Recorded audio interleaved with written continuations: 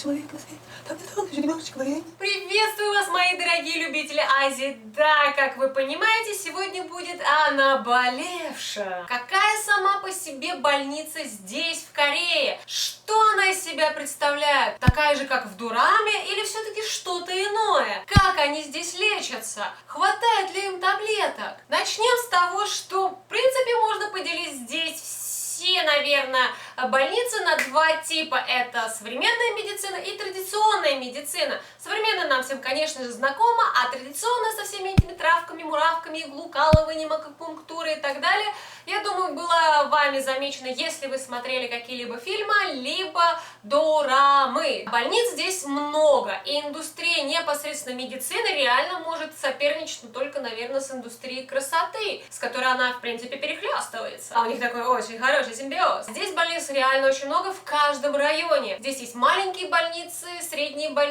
среднекрупные и очень крупные исследовательские. И есть такие, которые только в одном направлении каком-то идут, есть те, которые идут в нескольких направлениях. И как у нас теперь завелось, ко многим специалистам, например, в крупной больнице вы можете попасть только от педиатра. Здесь только именно так все и происходит, только если вы уже не знаете, в чем проблема, и тогда идете целенаправленно. Такие больницы разделяются еще на кое-какие подвиды. Это типа частная больница, они обычно дороже, и государственная, они обычно дешевле. Да, здесь лечение платное.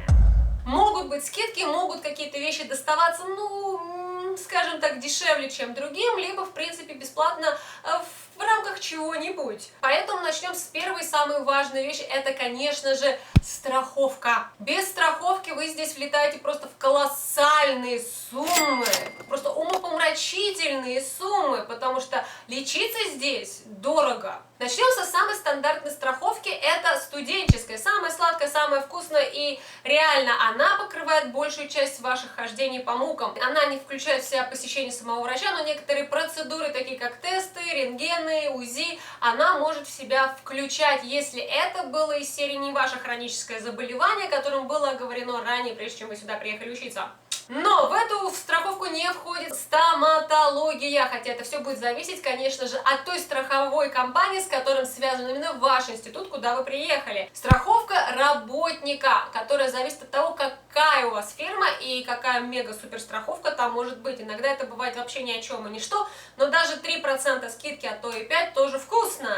Также есть страховка Кукмин Похом, но она распространяется на жены мужей, соответственно, резидентов Кореи, то бишь корейцев, кореянок. Но тут тоже своя магия. Не знаю почему, но у меня в первый год нашего жития-бытия она вообще не работала. Да, я понимаю, что она также зависит и от места работы моего супруга, либо супруги вашей, все зависит от этого, но там просто нулевые скидки, не могут быть нулевые скидки, если он изначально за меня платил.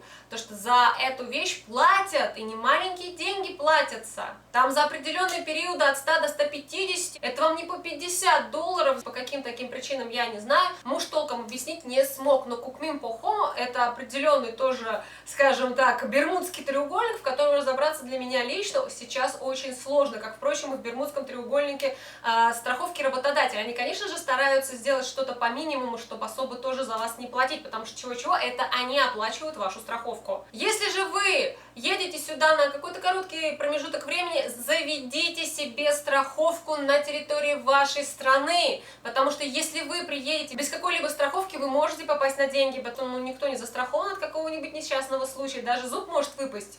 Просто так. Поэтому лучше, чтобы у вас было хоть что-то на руках, чтобы потом вам это компенсировали. Поговорим о стандартных, примерных расценках, которые я успела, как говорится, попробовать здесь. Многие вещи будут упираться на то, что есть страховка, нет страховки, поэтому буду говорить, в принципе, в среднем с маленькими пометками. Есть больницы, которым не нужна страховка, и они работают по факту для бедного населения, но там тоже можно неплохо себя подлечить, хотя бы в плане педиатрии, и если у вас частенько бывает простуда, как это бывает со мной все сезоны, все сезоны мои, то, конечно, такая больница будет вам на руку. Я буду говорить о расценках здесь есть в Пусане. Например, здесь на Самёне есть больница, она находится рядышком с Латте, который не нуждается в страховке, она принимает как раз то самое бедное население. Хотя сам по себе район Самён очень дорогой, и все остальные узкого направления, чисто какого-то одного направления, либо там с множественного направления больница будет вам стоить очень дорого. Крупных здесь на Самёне нет. Крупные находятся в зоне Сасан станции, там, по-моему, есть целых две. А чуть подальше будет Чоонпёнвон, тоже достаточно крупная, которая даже соединяет не только современную, но и традиционную медицину. И, если не ошибаюсь, просто огромное количество рассеяно уже ближе к окраинам, на Чансон. Там крупная исследовательская больница, на случай, если уж прям совсем никто ничего и никак не помогает.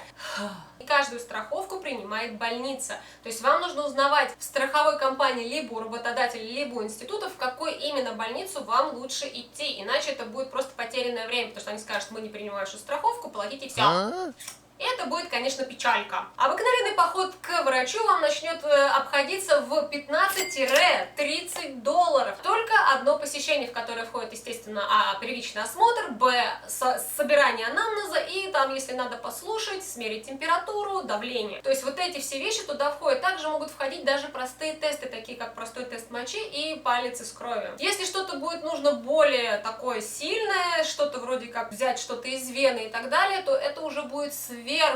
Будет все зависеть от больницы, от их расценок, но, например, тест крови обойдется, в зависимости от того, на что вы его берете, от 10 до 30 долларов. Я вот в свое время брала на анемию B12 и, соответственно, железо, потому что есть такая фишка, мне обошлось это в 10 или в 15 долларов. УЗИ идет абсолютно отдельно, так же, как и рентген. И тут начинаются скачки. Все будет зависеть от больницы, от вашей страховки. Если вы студент, вам это все будет записываться в студенческую страховку, так что вы не переживайте. Говорим тем, которым не повезло, а это работники и жены да мужья. Все будет зависеть от того, принимается эта страховка там и работает или нет. Среднее УЗИ будет обходиться вам от 50 до 170 долларов, потому что есть определенные какие-то коды, определенные, соответственно, страховки и определенные мзды. Например, в одной больнице не пошла Кукмин Похон, то есть страховка от моего мужа, и они взяли 139 долларов за УЗИ почек.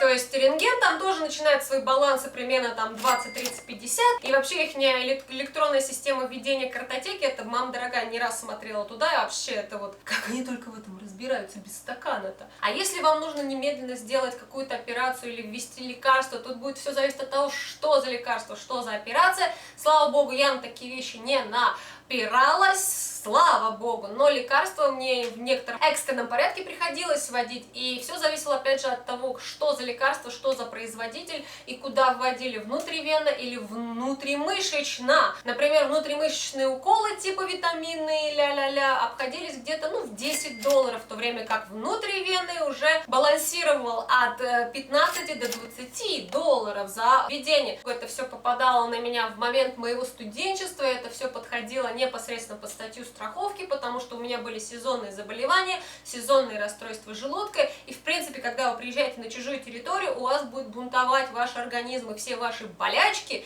будут вылазить как просто грибы после дождя. Вы не знакомы со всеми вирусами здесь, соответственно, ваш организм будет ими болеть в более легкой, конечно, форме, но она не такая легкая, как многие говорят, ломает. Вы, извините меня, в туалет постоянно ходите, вас либо с другой стороны, как говорится, выворачивает, и это все реально не то, что вы отравились. Нет, это реально реакция организма на какие-то вирусы здесь, и вы их вот таким образом будете перебарывать. И чтобы этот процесс пошел быстрее, конечно, легче поставить какой-нибудь укольчик себе там, не знаю, куда-нибудь там.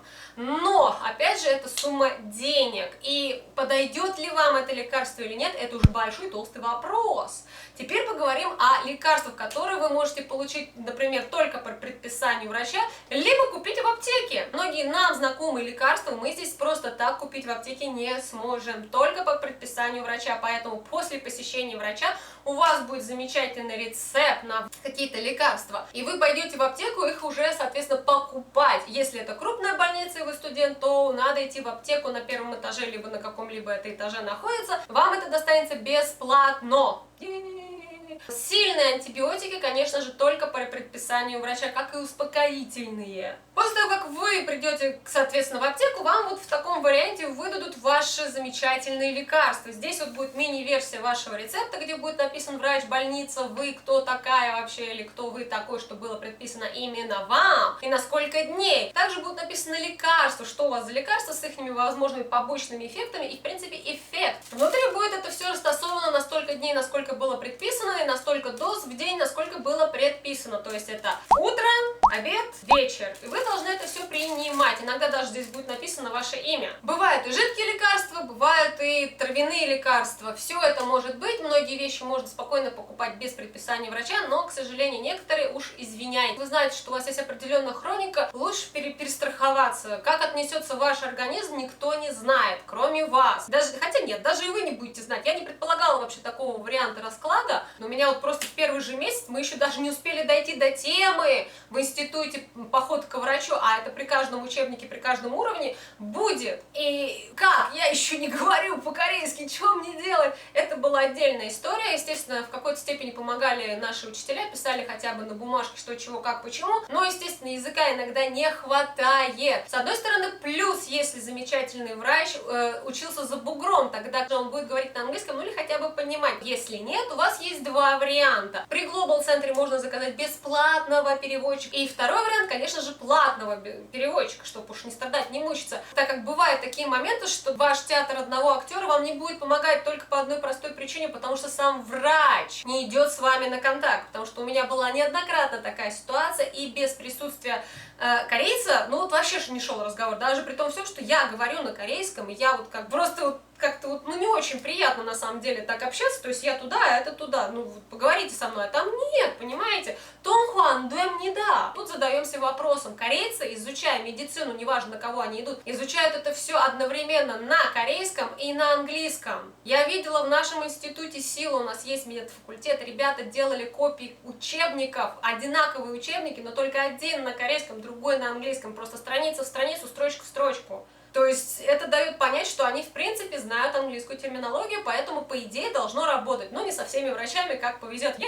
Больничных в Корее не бывает. Так что готовьтесь к тому, что максимально вы, когда сюда приедете, не сможете отлежаться. Корейцы, в принципе, как здесь делают? Они идут на первичный прием, им делают экстра вливание всех возможных лекарств, выписывают дофига, и они продолжают болеть на работе. Ну, либо на учебе. Не работаешь, не получаешь деньги. А уж если вы стипендиат, и вы пропустили без оправдательных причин, и это уже будет больше 20%, тут начинаются либо отчисления от стипендии, вам будут недоплачивать определенную сумму, либо вообще перестанут платить стипендию, либо вообще скажут вам до свидания, если вы на платной основе вдруг пропали. Без объяснения. В этот момент, конечно же, те, кто студенты, вам лучше поискать медпункты в вашем институте, потому что даже вот такая бумажка от медсестры вашего института из медпункта вам поможет, потому что вы туда пришли, вы получили некую медицинскую помощь, и типа круто. Часто это работать не будет, а для студентов отдельный, как говорится, хинт. Сохраняйте вот эти вот замечательные бумажки, просите их в 2 экземплярах. А они будут, конечно, что-то говорить, что нет, мы не выдаем в 2 экземплярах, просите в 2 экземплярах. На моем счету за 2 года было потеряно больше 5 таких бумажек. Я ж не специально болею-то, ну, как бы я не загадывала, я тут не просто так решила прогулять, как китайцы некоторые. Приехали и давай вперед гулять. Юху! Я тоже, может, так хочу, но нет, блин, я в больницу ходила. Для некоторых версий есть бесплатные хотя бы годовые осмотры. Для студентов раз в год сам институт устраивает бесплатный полный осмотр для всех иностранных студентов. Также бывает на работах, в зависимости от того, какой у вас работодатель. Он может выдавать вам, либо вашему же еще супругу сходить тоже вместе, чтобы вы там, соответственно, прошли, как говорится, весь осмотр. Также это выдается и в мультикультурных центрах. Но минус таких вещей — это просто столпотворение в той больнице, на которую все это дело пало, скажем так, тяжелым выбором. Есть варианты для тех, кто пролетает, в общем-то, мимо. Есть русская церковь на Намподоне, и есть, в принципе, церкви, при которых вы можете получить бесплатную некую медицинскую помощь, будь то педиатрия, стоматология, гинекология и каких-то вот таких, ну, все-таки, да, традиционных вещей. Люди туда уже записываются заранее. Ну что же, Это все, что я хотела сказать про мои хождения по МОКам. Я понимаю, что у меня был и очень плохой опыт, и хороший. Причем плохого опыта было больше, чем хорошего. Но найти своего врача сложно не только в России, но и здесь, в Корее. Кто-то будет идти к вам на контакт, кто-то нет. Кто-то хорошо вам сделает укол, а кто-то нет. И у вас тут все вздуваться нафиг будет. Они еще такие терпеливые, я не очень. Если вы думаете, что я сейчас скажу пока-пока, вы ошибаетесь. MA-Post. Все те, кто знает уже эту замечательную фразу, это просто великолепно. Я думала дождаться 25 тысяч подписчиков, но понимаю, что магия Ютуба и магия завоевания ваших сердец непредсказуемая вещь, решила просто наконец это сделать, потому что хочу. Поэтому в этот раз три отправления, 3 карточки и 3 победителя. Я думаю, вы знаете, что делать. Нужно быть подписанным на мой канал. Ставьте лайки этому видео. Не забудьте, что там на колокольчик нажать, чтобы точно не пропустить. А следите за мной в других соцсетях, такие как Контакт, Инстаграм и Фейсбук. И сделать комментарий с хэштегом MAPost, чтобы я поняла, что вы участвуете и хотите получить одну из этих 3 прекрасных открыток. Спасибо вам, мои дорогие. На этом все. Увидимся в новых видео. До новых встреч. Будьте здоровы и пока-пока. Да, могу вам точно сказать, что красивых врачей здесь хватает, особенно среди девушек. Среди парней не так много, но вот прям так, что прям как в драмах, айдол или еще что-то такое, конечно, нет, девушек как раз гораздо больше.